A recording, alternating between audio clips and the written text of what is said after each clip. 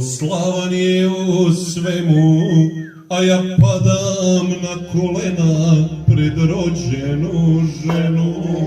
Moj djedo je junak bio, slavan je u svemu, a ja padam na kolena pred rođenu. Te dok reći mi šta ću, nemam sreće, a djedo me oštra oka pogleda pa reče: kod vas mladih žena ručak iz konzerve vadi. To mi reče stari djedo dok brkove gladi. Žena može biti gazda, ručak da ti kuva, da te voli, da te pere i decu da čuva.